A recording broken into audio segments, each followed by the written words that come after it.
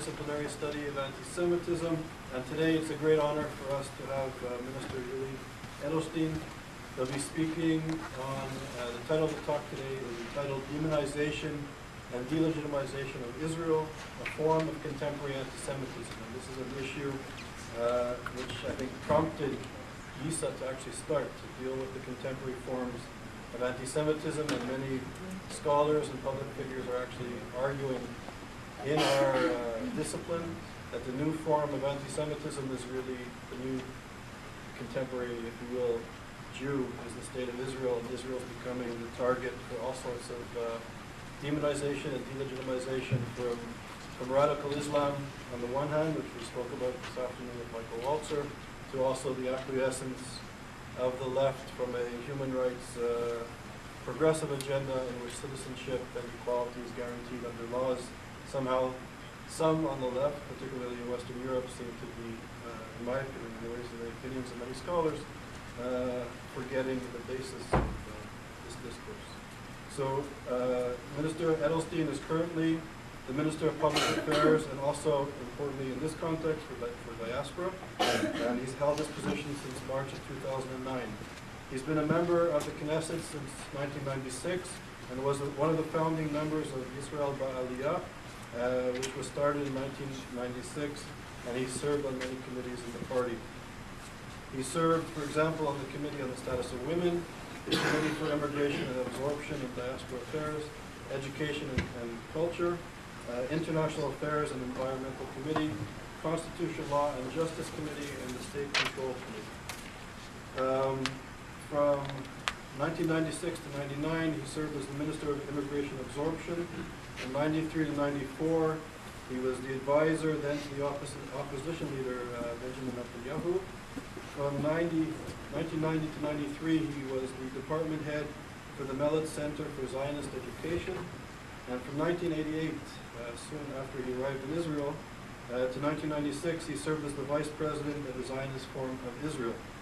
From 1984 to 1987, Mr. Edelstein was accused of fabricated charges by the former Soviet Union, the state of the former Soviet Union, and he served 3.5 years in a labor camp as a prisoner of Zion, or as a refusenik. He was a Hebrew teacher in Moscow, which in those days was difficult and a serious act of maintaining identity and allegiance to the Jewish people in the state of Israel. And he was an Aliyah activist. And I was saying actually in Jerusalem, in December of 1994, I was actually with a friend from Montreal, Stephen Singerman. We went to Moscow and then Leningrad to meet with leaders of the refusenik movement. And we both remember, we spoke today, remembered your case. So it's really not only a privilege and an honor to have you here as a minister of the Israeli government, but also given the history to have you here in this context as well. So welcome.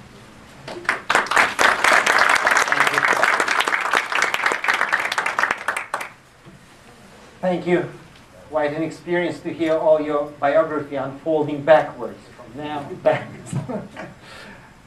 Anyway, good evening. Thank you for coming. I'll try to be as brief as possible in terms of lecturing, so that we'll have more time for questions and remarks. I guess this is the best way to really explore issues that are of real interest to people who are present.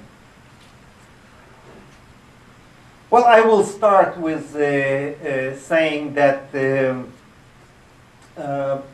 1918, a book was published in the then Russia, a book by Professor Solomon Lurie. It was called Anti-Semitism in the Ancient World.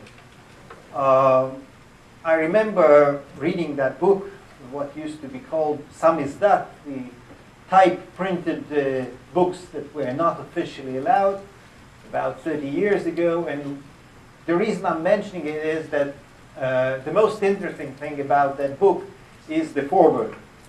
In his foreword, Professor Lurie writes that he actually started working on that book, Anti-Semitism in the Ancient World, in, I think, 1914 or 1915. And then when what is known as the Great October Revolution occurred, 1917, he stopped working on the book. Because, writes Professor Lourier, he thought that every historic research should be somehow relevant. And thus, there will be no more anti-Semitism after the Great October Revolution, because the reasons for the anti-Semitism, the regime, the Tsarist regime, disappeared. There was no use to continue the research.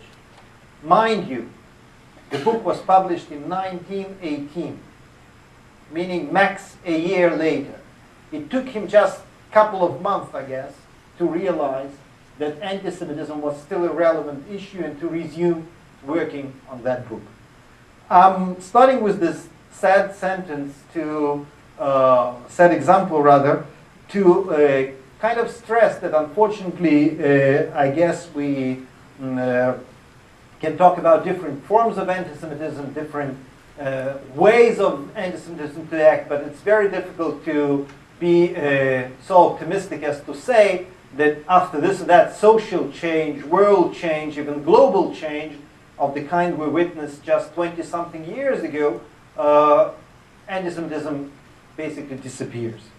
On the contrary, in the report that we prepared, and you kindly mentioned that it's part of my ministerial responsibilities, among other things, in the report that we prepared just 2 weeks ago, it unfortunately seems that 2009 was the worst year in the last 20 years in terms of the anti-Semitic acts, attacks, you name it, all over the world. I'm saying all over the world in order to stress that it's not just, this kind of statistics game that we all know that, say for that matter in Canada the situation was terrible, the numbers went up and it kind of changed the whole statistical picture. That was not the case. All over the world there was, unfortunately, according to the data we have, the worst situation since 1990. And I mentioned 1990 because this is considered the year when a kind of, I don't want to say scientific, but at least serious follow-up started on anti-Semitic events in different countries. I think that to really pass through this report, we have to say that there are two main types, with all the problematic definition of it, two main types of anti-Semitic events we are witnessing. We are going to deal today with what is called the new anti-Semitism, and I'll explain in a second why I have a problem with this term. But we should never forget that still, if we look at the report, in many places, definitely we have some kind of geographic division here. In many places, there are good old acts of anti-Semitism having nothing to do with Hezbollah or Hamas or Operation Cast Fleet. Oh, well, the examples we all know. We can give the recent example, for example, of what happened just a month ago in a country called Moldova, in Kishinev, where a group of churchgoers led by a priest went to some menorah standing there, Chanukiyah standing there in the street, uprooted it, even had some ceremony with the main line being that the Jewish symbols shouldn't be so close to the church. The government apologized, the church leaders apologized, but the fact is, I promise you, that had nothing to do with the IDF activities anywhere in the world. But at the same time, we definitely, if we're talking especially about 2009, we can't avoid the influence of the Middle East situation, what is happening in the state of Israel, with this ongoing, unfortunately, conflict, and its influence on acts of anti-Semitism. In some cases, like in a clear cut, I mean, when we are looking at a kind of caricature in a paper, and there is a, I don't know, the good old, once away, the good old description or picture of a Jew with a big nose and sticky fingers, either counting money or drinking blood, even if it says on this wonderful personality Israeli, or even if this fellow is wearing something that looks very much like IDF uniform, it's absolutely obvious that we are talking about, once again, something that for years, unfortunately, for generations, used to symbolize the classic anti-Semitism. At the same time, the reason I mentioned that it's kind of, I have a personal problem. It's not something that I'm pretending to write a thesis on, but I have a personal problem when we call it new anti-Semitism. It's not new. Because once again, going back to my personal history, I have to testify that in the 60s and the 70s, it was strictly forbidden to be an anti-Semite in the former Soviet Union. It was allowed, though, to attack Israel, Zionism, and so on and so forth. So the very caricatures, the very descriptions, the very stories about Israeli soldiers, I don't know, drinking blood or raping women or harvesting organs, were part of the official Soviet publications, never mentioning the Jews, the Israelis, the Zionists, the occupants, and so on and so forth. So we can't really factually say that this is new. But definitely, I do have to say first person singular. For me, it always associated with the terrible regime. I never could imagine that in Le Monde or Figaro or Guardian, for that matter, I would find the same descriptions 20, 30 years later. At the same time, and there is always this legitimate question, isn't it like a little bit simplifying? We can easily get to the situation when someone who criticizes Israel on anything and says, Mr. Edelstein, I don't like your policy, or I don't like your politics, I would immediately say, you're an anti-Semite. You don't have the right to talk to me like that. Definitely, we don't want to be in that place. So I think that we have to start looking for a definition. There's criticism of certain policies, certain governments, certain countries. What's different about this attitude attitude towards Israel? I think that one of the definitions that many of my colleagues and myself have been using is the so-called 3D definition, with the 3 Ds standing for demonization, delegitimization, and double standard. And if we apply to certain things happening, acts, pictures, books, articles, the 3 Ds, we can try at least to define whether we are talking about someone who is legitimately not agreeing with something the state of Israel or the government of Israel or the people of Israel are doing, or we are talking about something that looks to me always in my head as, you know, this picture of a stream of water, that if you block it with stones, the water still tries to find the bypasses and the ways out. So now in this post-Holocaust world, where a respected journalist, professor, political leader, elected official can't write in a paper or can't write in a book anything about dirty Jews sucking blood of children. This stream of water somehow finds its way out in these new forms of hatred towards Israel, towards Zionists, and you basically just by using different terms give way to the same emotions. You know, the examples of that are definitely like the latest examples if we think about them, and they are probably connected to what we were just marking yesterday, the International Holocaust Victims Memorial Day, an official UN date. You know, the most terrible example, I had an opportunity to speak to the Secretary General of the UN the day before yesterday about it, is what happened with Haiti. The Israeli, as we all know, IDF medical, and not only medical, but rescue group was one of the first on the scenes. It was, according to all the sources, including what the UN said to me, it was very efficient. And at the same time, the internet was full of stories about Israelis going to Haiti in the first place to harvest organs. That was the reason that our delegation went there, our group, our rescue team went there. So not official, not a single international body signed a thing like that. Not a single respected publication published anything like that. The Internet is full. And no one is even trying to, in a very simple technique, to hide the sources. It's very easy to trace who started it, where it went from. No one is scared.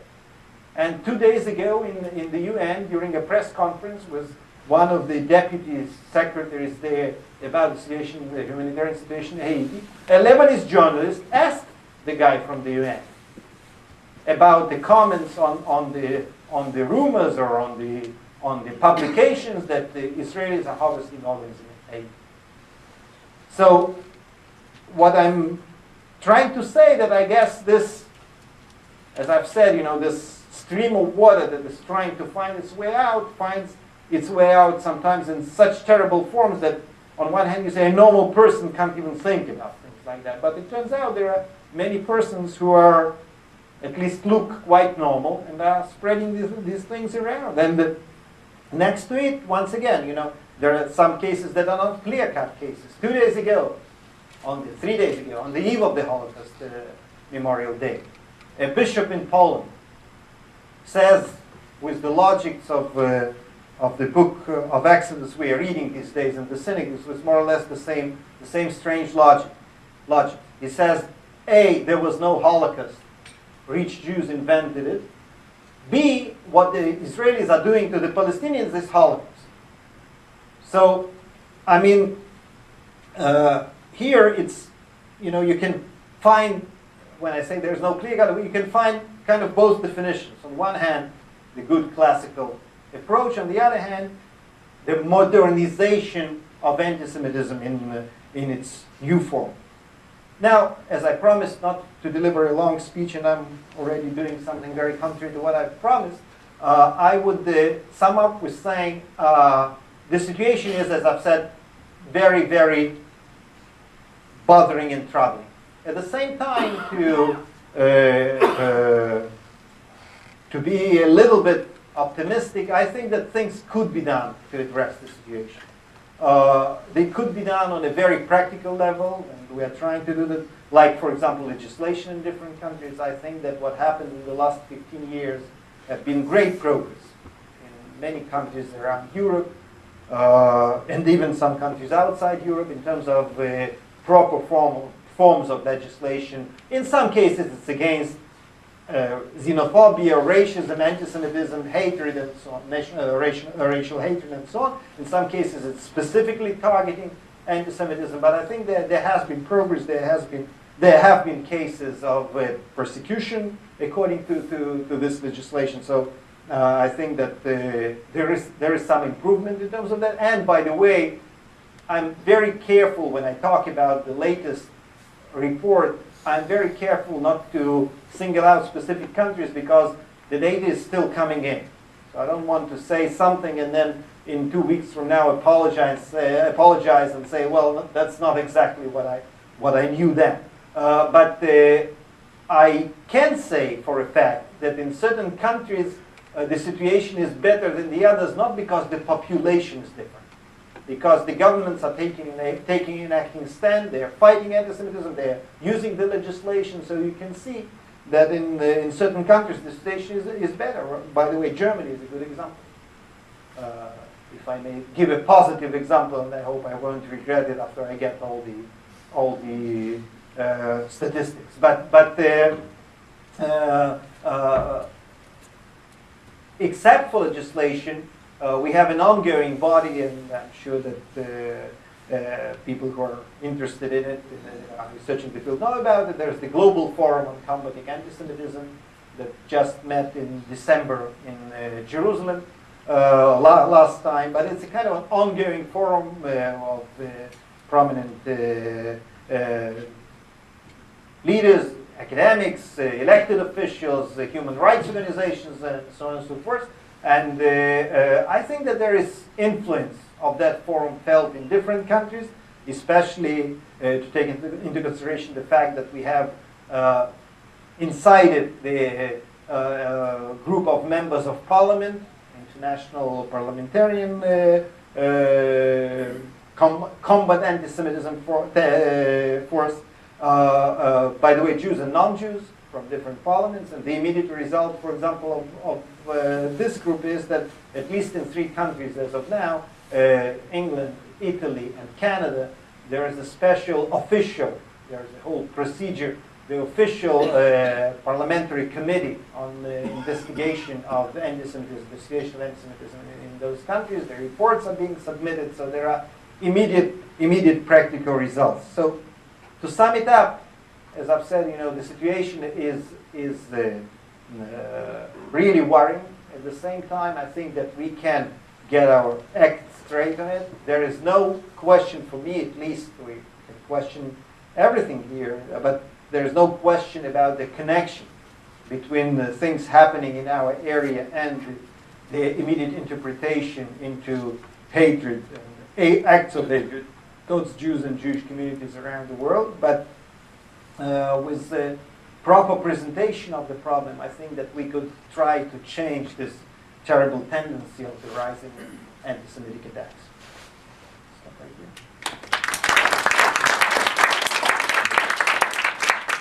Thank you very much. So we'll open it up for questions, and I'll take the prerogative of asking the first question, if I may.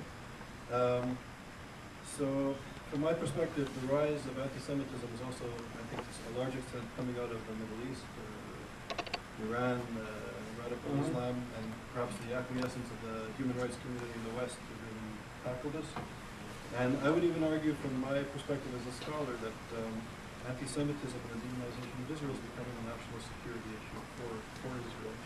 And I would even argue that the use of the protocols of the Elders of Zion from Iran and from Hamas and Hezbollah and Egypt, and Jordan and other places, and Turkey, and we spent a long time just discussing this. But it may be even more of a threat to Israel than the nuclear weapons program of Iran. But this is really beginning to have traction in many parts of the world. So my question is, what is the Israeli government really going to do? This is a national security issue. I think it's wonderful to see the Netanyahu government seems to be speaking, I think, louder than previous governments to this issue, to the rise of anti-Semitism in the global context. What is the government going to do politically, but also perhaps in setting up programs within Israel to reach out to the world to help fight this? Okay. Well, first, thanks for the compliments about the government position, because I do think that there is a certain change, and I will say something very sensitive. I mentioned that yesterday, the International Holocaust Memorial Day, there is always, for me at least, I have to say first person singular, as a second generation Holocaust survivors, there's always this lack of desire to put anything even close to Holocaust. They don't want to connect it to anything. We have to talk about Holocaust per se.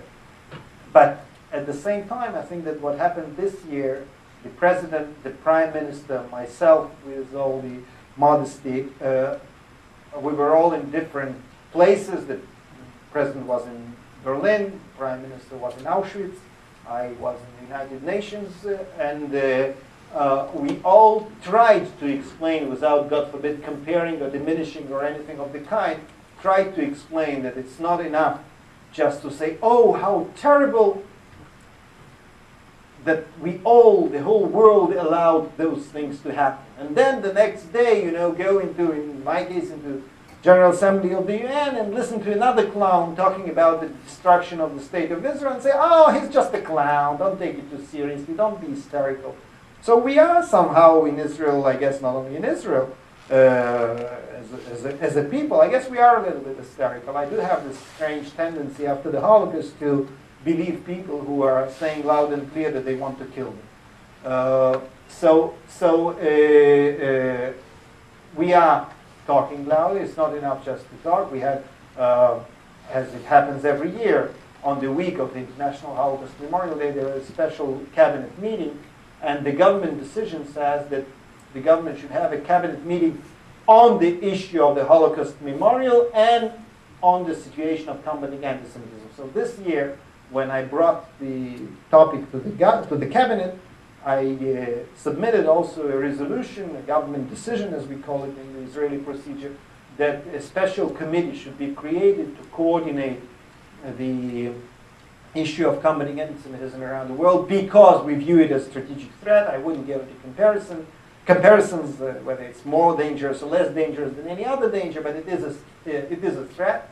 And the decision that was taken basically says that the Director General, which is like the top executive official in the Israeli system of my ministry and of the Foreign Ministry, will submit in 120 days a report to the government, not a report, but a kind of a proposal to the government how we should unite in our effort on combating anti-Semitism and what we could and should do about it. And this is except for the ongoing activities. We have a special forum headed by myself and the chairman of the Jewish Agency, Mr. Sharansky, to follow the situation in different communities regarding anti-Semitism. And I think that in terms of practical steps, there could and should be a coordinated effort.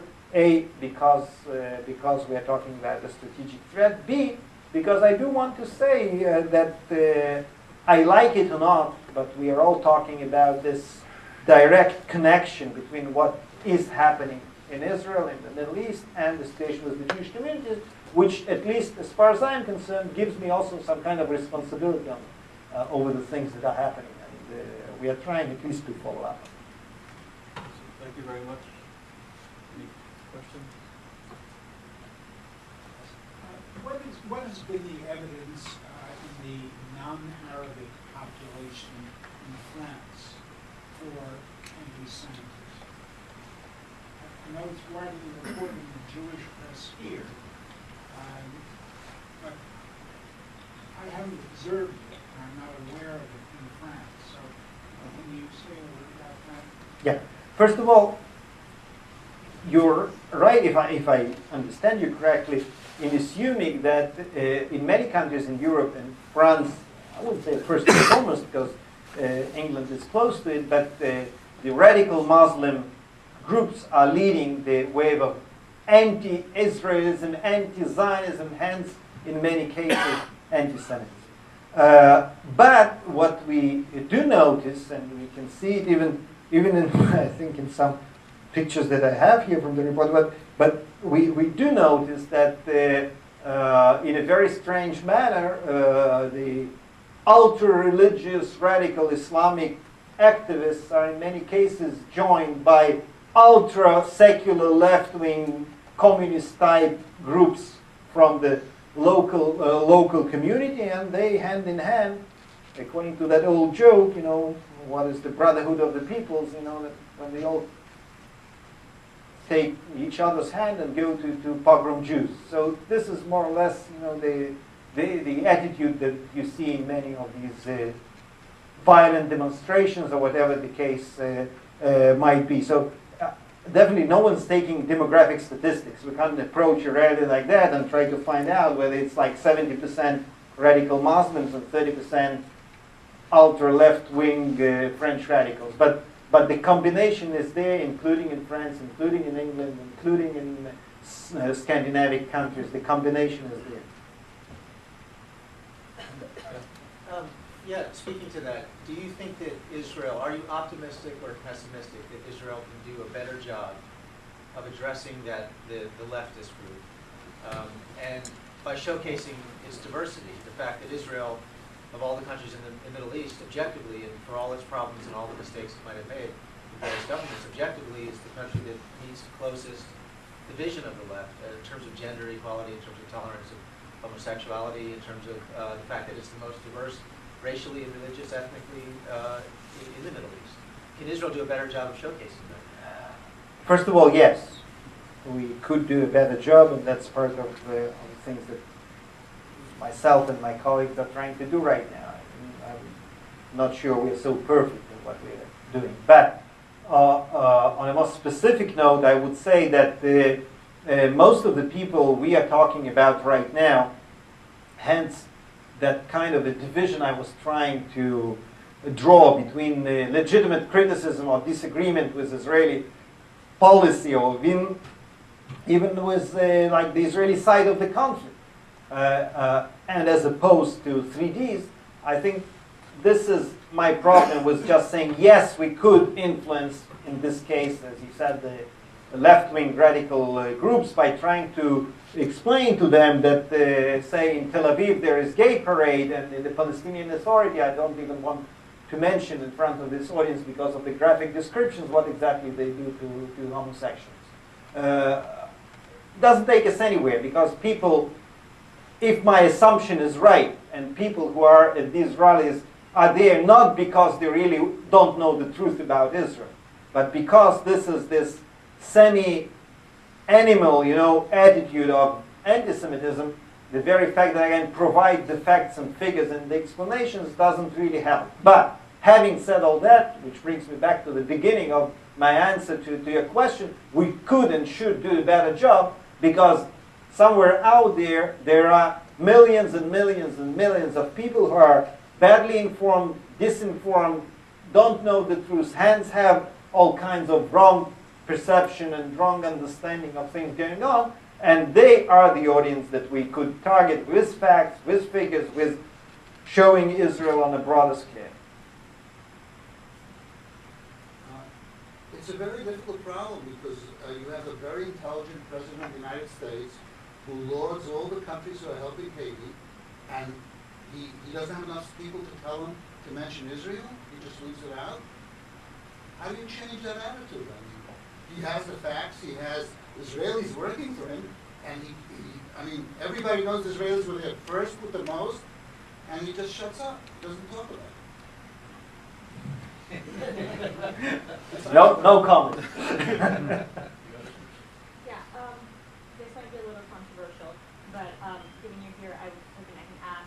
Given that Israel is trying to stop the propagation of anti-Semitism, how is it that this alliance of having ideological settlers or Zionists, for instance, in Hebron, in these settlements, in that occupied territories, that inadvertently does propagate and create anti-Semitism? So what do you see about that? What do you think? How can that be approached in two ways, to perhaps further the peace process and also to help stop anti-Semitism? Well, I personally, I do have to say that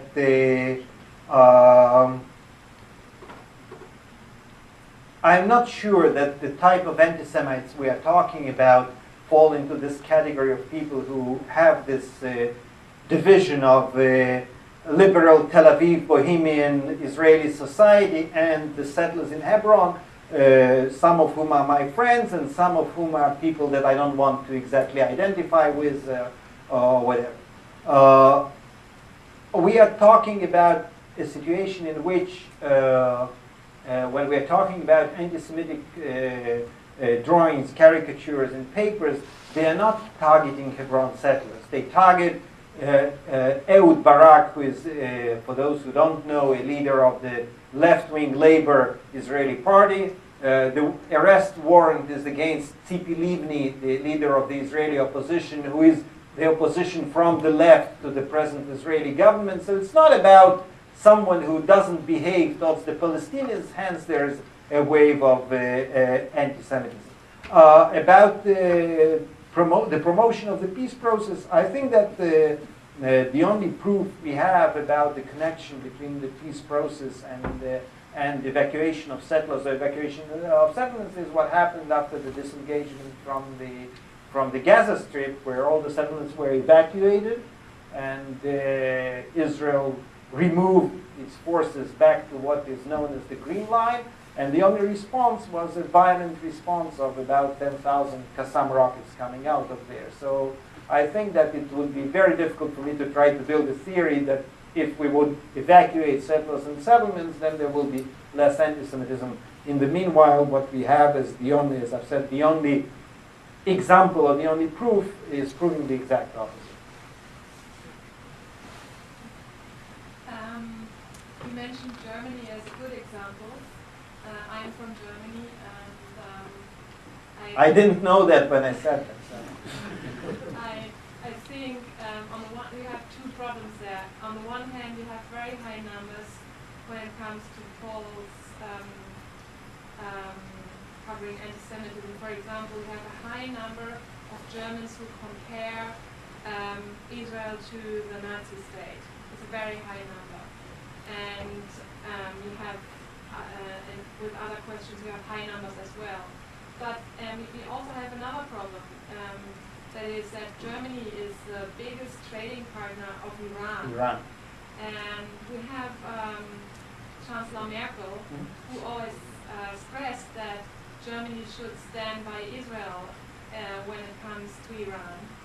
And she made a very good speech when she came to Israel in the Knesset, but she did not stop this business with Iran and this German support for Iran. So Germany has, I think, 2/3 of Iranian companies use German machines. And it's really very, very important what Germany does there. German companies deliver high technology and so on. And now she said, we are doing much and we will have more sanctions, but at the same time she said we have to do that in the with the Security Council. What do you think about this? How is this received? What do you think about it in Israel? That there's a kind of there's a gap between words and deeds. Okay. When I was referring to specifically combating anti-Semitism on a practical level inside the country, I think that what you mentioned about still, unfortunately, many Germans comparing Israel to the Nazi state and whatever, I think it can only be a proof for what I was saying. It's not that the conditions are perfect and there is not a single German who is attacking Israel and they all are dealing just with soul searching because of what happened. But the very fact that government does take an active stand results in the fact that there are problems, there are skinheads, there are neo-Nazis, there are all kinds of things happening, but the statistics are not as terrible as they could be if it were not for the active stand. Now, Iran is a big problem because here we come to a dilemma. I'm talking right now not about anti-Semitism, not about Jewish or domestic affairs. We are talking about a well-known problem on the geopolitical level. Germany is shaping its foreign policy the way that Israel is considered an ally, and I don't have doubts about it. It's not just for the sake of saying something very politically correct. And at the same time, the situation is that when someone asks the prime minister why there is such a big our prime minister why there is such a big fuss and we all have to go to Germany with like half the cabinet to have meetings with the German government, part of the answer is exactly the issue that you're raising, that unfortunately we still have to push and press and ask and explain. But when I called it the dilemma always is the huge economic cooperation. It's our problem vis-a-vis Germany in a different form. It's our problem vis-a-vis Russia and Iran in a different form. But definitely Israel is not offering the kind of economic cooperation and the kind of markets for any country the way Iran unfortunately is offering. So it's a process. But of late, if I remember correctly, there were like in the last. After a big scandal that lasted, by the way, for those who don't, it was not very widely publicized, but it went on for at least, I know about it for at least 3 months, this whole Siemens story. So, but then the question, how many subsidiaries are they going to create in Iran to continue the trade? Unfortunately. Any other questions? I was reading about Israel purchasing 3 submarines from Germany. And is the Israeli government doing anything, taking any steps to prevent accidental war? Accidental war? Yeah, I don't want to say accidental nuclear war, but accidental war. This is perhaps a question you can't answer, and perhaps it's a little bit off topic, but. Yeah, I mean, I just don't want to start some like very general answer. That, yeah, we are doing what we can in terms of preventing things, and as you know, there were situations when we did feel, I'm referring to the very early 90s, in immediate and serious danger vis-a-vis Iraq. And still, the then, for example, defense minister was even criticized in Israel for such a, hold your horses position. But I guess there were good reasons, because everyone in Israel was considering the subject that you're raising and the easiness to strike a match and then to deal with all the consequences.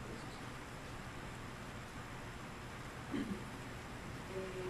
talk about the new left and the left in Israel, and in the forefront of those two lefts are Jewish people. What is your explanation, and how could Israel minimize it?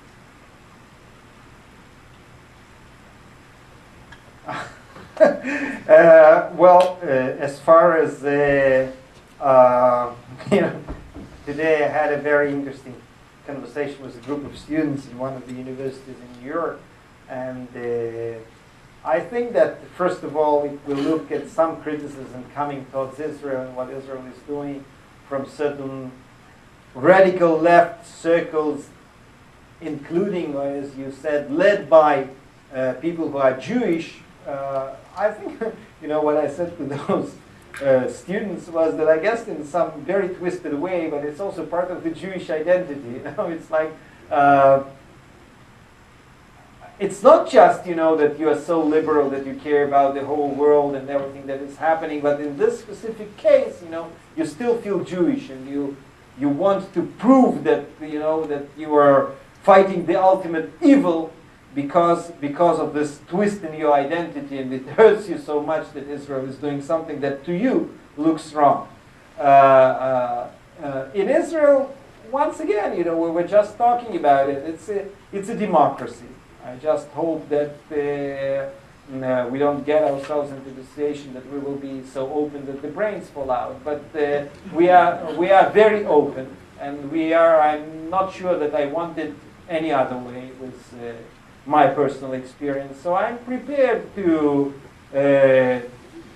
deal with the consequences, and it's very difficult because I basically, if I'm involved in a kind of a ping pong with an audience about things that we are doing or not doing in the Middle East, I can easily find all the right answers before there is some person who says, yes, minister, you may be right, but the retired general of IDF wrote 3 days ago in the Israeli paper this and this and this and this, and how come that he totally disagrees with what you say? You can't say that he's anti-Israel, you can't say that he doesn't know.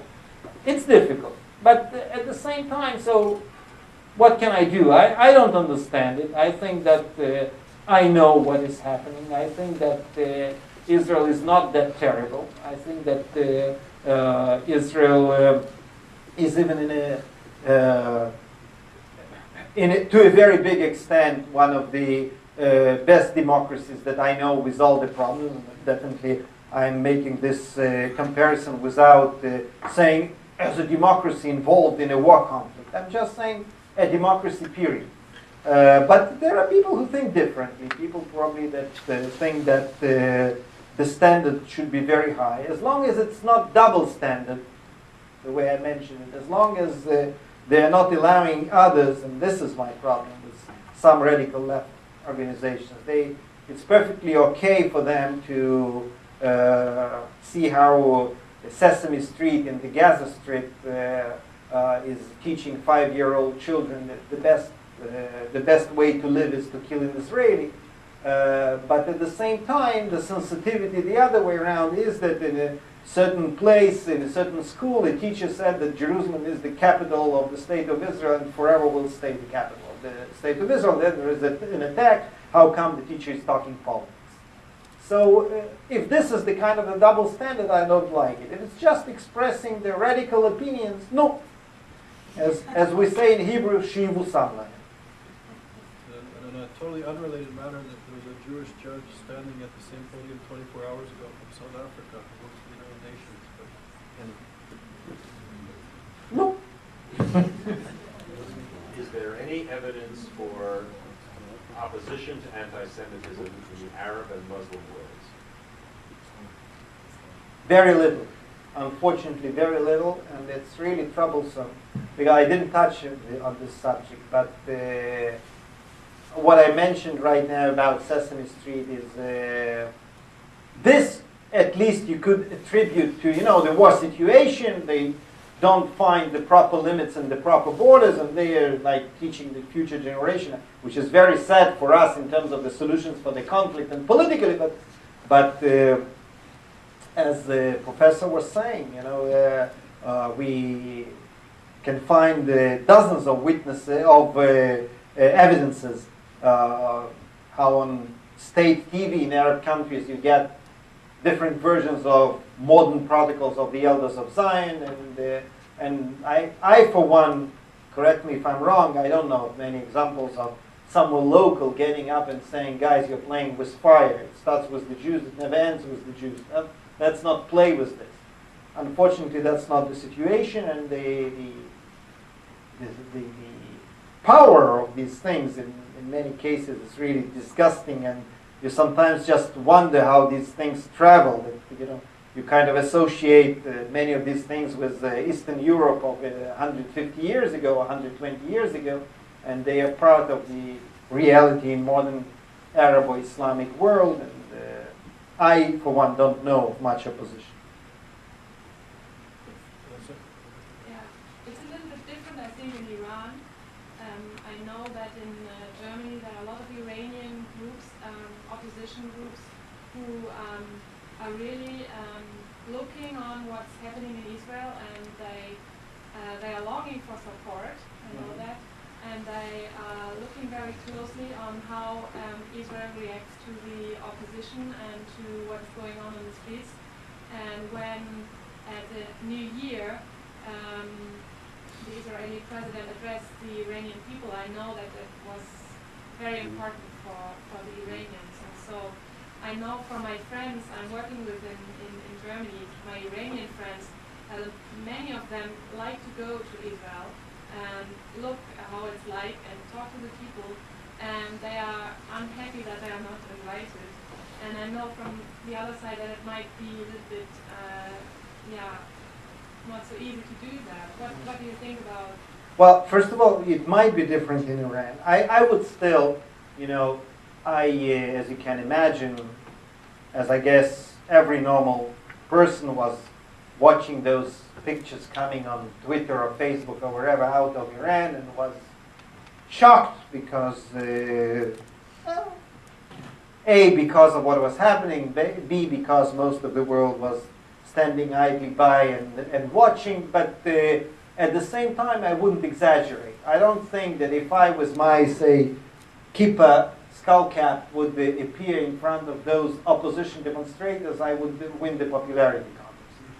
I'm not sure that they are such a pro-Zionist and pro-Jewish crowd. They have their internal disagreements, but there are still many of them are radical Islamists, and many of them, unfortunately, for years have been swallowing this whole wave of and look, let's face it, it's for us, it's easy to talk about it, we know the facts. When someone doesn't, and from the age of 0 is getting on the TV those stories about Jews killing Muslims, raping Muslims, destroying homes, all of these things, it influences. We can't deny that. But on a more positive note, Iranian society is to some extent different because it used to be a modern society till a certain period of time. And for example, one fact that I can mention is that there is a website of Yad Vashem, of the Holocaust Memorial in Jerusalem. They have about 10,000 visitors from Iran, not using the language, not visitors from Los Angeles, but from Iran. So there is sign. And also Kol Israel, the Voice of Israel, the radio station in Farsi. That's me. I'm the minister in charge. Yes, we are broadcasting. Yeah. And it's one of the most popular shows in Iran. In Iran, we're not doing enough in terms of that, but you're right. One question. The Goldstone report, is it anti-Semitic, misinformed, or are there parts of it that are legitimate criticism? Good. I don't think it's anti-Semitic. I think it's biased by its very mandate. And, I just, the previous meeting, I quoted something that I just recalled. Many, many years ago, when I was a student, I was reading a book by a famous linguist who wrote this book in the beginning of the century. And his book, just to prove a point, said that it's impossible to compare between a carrot and a phonema. And so when Goldstein, in terms of his mandate, or his committee, is trying to prove that even both sides were wrong, Hamas was wrong and Israelis were wrong, or both sides were in something right and in something wrong, for me it's an impossible comparison. It's just there's no basis for comparison. So from the very beginning, I think that inevitably the report was biased. I was, by the way, part of the ministerial committee, 5 ministers that decided not to cooperate with the Goldstein committee, and as far as I'm concerned, if I would have been asked to vote against today, I would vote the same. Because there were good Israelis who, not representing the state of Israel, went to Goldstein and submitted information and papers and their evidences and opinions and whatever, and nothing of this appears or was taken into consideration by the report. That's why I'm saying that there was no real attempt to find the truth and the facts. I can give even sadder examples about certain points of the report where for example, it turns out that he didn't even bother to read the Palestinian press. Okay, we Israelis, we are all propaganda. But in the Palestinian press, there were things that contradicted totally what Goldstein was saying about certain things. For example, in the Palestinian press, there was an evidence of a 14-year-old boy in an official Palestinian paper saying that, sorry, I don't have the exact quote, but the boy was saying in an interview that they didn't want Hamas activists in their house, but the Hamas terrorists came and were in their house, and as the boy says, and if you would try to escape, or if you would try to tell them not to go in, they would shoot you in your legs. So it's in a Palestinian paper. It's not Israeli IDF propaganda machine. So, and all those things were not taken into consideration by Goldstein report. Now, something that is more relevant to the conversation about anti-Semitism, I did take the liberty, for example, to say to Secretary General of the United Nations the day before yesterday that I am worried about the implications or the influence of the Goldstein report on this wave of new anti-Semitism. Even if that was not the initial intention, neither of the UN nor of Goldstein himself, the very fact that this kind of atmosphere is created and there's this kind of legitimacy given to all kinds of organ harvesting stories, and this is very close. He didn't write anything like that. But if, like, there is step 1, it's very close to step 2, and then there's the step 3, and so we are doing all those terrible things. So someone who is publicizing papers of this kind, and someone who is on the campaign to promote this report till this day, I think should take into consideration that not every person who is getting hold of this information of this report is professor of international law who is analyzing. There are other people who say, that's exactly what I thought about those Israelis and those Jews. There's time for one more question, the young man. Sure. I think there are legitimate reasons to question the authenticity or the process of the Goldstein report.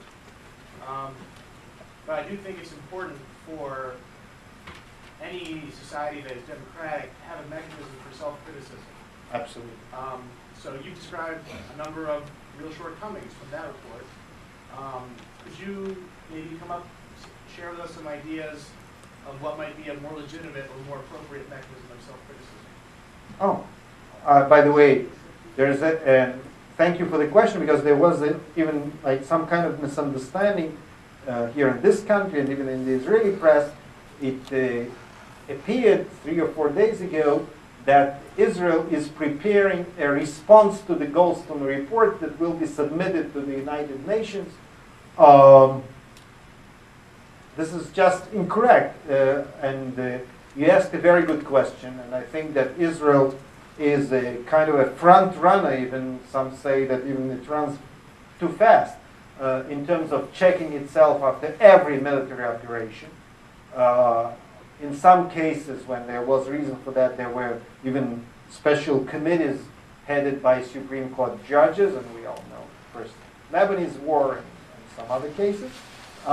In this case, there was no necessity to create a committee like that, but there were a number of investigations, mostly taken by the IDF. If I'm not mistaken, I don't have a paper in front of my eyes right now, but I think 136 reports were investigated by the IDF. Reports of misconduct, abuse, looting, all kinds of things. Some of them happened. Yes, there was an Israeli soldier who went, I'm ashamed of it, who went into a Palestinian house where the family obviously had to run away or whatever, and he took a credit card from there and some money that he found and some other valuable objects that he could find. Terrible. Really terrible. And there were several cases of that kind.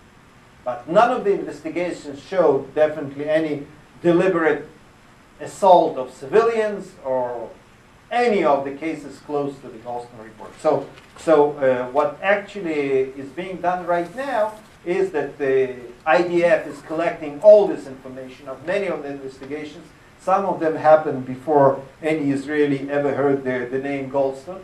And some of them happened parallelly to Goldstone Committee, and some have been finished not long time ago. And most of the results are being submitted according to the request of the Secretary General of the United Nations, are being submitted. And the request, the exact request was for Israel to provide all the information coming out of the investigations and checkups of the Operation Kasli. That's exactly what we are doing.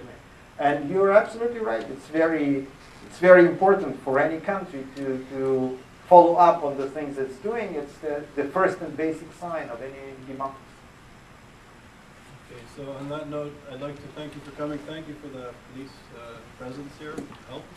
And thank you very much. It was an honor to host you. And on behalf of Lisa, thank you very much for coming.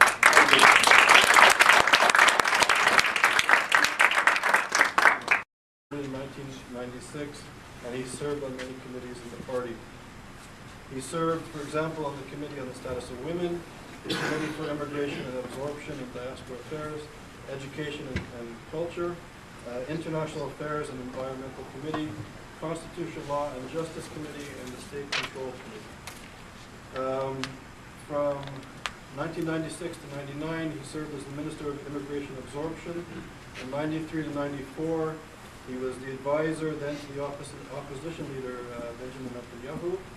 From 1990 to 93, he was the department head for the Mellet Center for Zionist Education. And from 1988, soon after he arrived in Israel, to 1996, he served as the vice president of the Zionist Forum of Israel. From 1984 to 1987, Mr. Edelstein was accused of fabricated charges by the former Soviet Union, the state of the former Soviet Union, and he served 3.5 years in a labor camp as a prisoner of Zion, or as a refusenik. He was a Hebrew teacher in Moscow, which in those days was difficult and a serious act of maintaining identity and allegiance to the Jewish people and the state of Israel. And he was an Aliyah activist. And I was saying actually in Jerusalem in December of 19... But it's very difficult to be so optimistic as to say that after this or that social change, world change, even global change of the kind we witnessed just 20-something years ago, anti-Semitism basically disappears. On the contrary, in the report that we prepared, and you kindly mentioned that it's part of my ministerial responsibilities, among other things, in the report that we prepared just 2 weeks ago, it unfortunately seems that 2009 was the worst year in the last 20 years in terms of the anti-Semitic acts, attacks, you name it, all over the world. I'm saying all over the world in order to stress that it's not just, this kind of a statistics game that we all know that, say for that matter, in Canada the situation was terrible, the numbers went up, and it kind of changed the whole statistical picture. That was not the case. All over the world, there was, unfortunately, according to the data we have, the worst situation since 1990. And I mentioned 1990 because this is considered the year when a kind of, I don't want to say scientific, but at least serious follow-up started on anti-Semitic events in different countries. The interdisciplinary study of anti-Semitism, and today it's a great honor for us to have Minister Yuli Edelstein. He'll be speaking on, the title of the talk today is entitled Demonization and Delegitimization of Israel, a form of contemporary anti-Semitism. And this is an issue which I think prompted YISA to actually start to deal with the contemporary forms of anti-Semitism, and many scholars and public figures are actually arguing in our discipline that the new form of anti-Semitism is really the new contemporary, if you will, Jew is the state of Israel, and Israel is becoming the target for all sorts of demonization and delegitimization from radical Islam on the one hand, which we spoke about this afternoon with Michael Walzer, to also the acquiescence of the left from a human rights progressive agenda in which citizenship and equality is guaranteed under laws. Somehow, some on the left, particularly in Western Europe, seem to be, in my opinion, anyways, in the opinions of many scholars, forgetting the basis of this discourse. So, Minister Edelstein is currently the Minister of Public Affairs, and also, importantly in this context, for Diaspora, and he's held this position since March of 2009. He's been a member of the Knesset since 1996, and was one of the founding members of Israel Ba'aliyah, which was started in 1994. I was actually with a friend from Montreal, Stephen Singerman. We went to Moscow and then Leningrad to meet with leaders of the refusenik movement, and we both remember, we spoke today, remembered your case. So it's really not only a privilege and an honor to have you here as a minister of the Israeli government, but also given the history to have you here in this context as well. So welcome.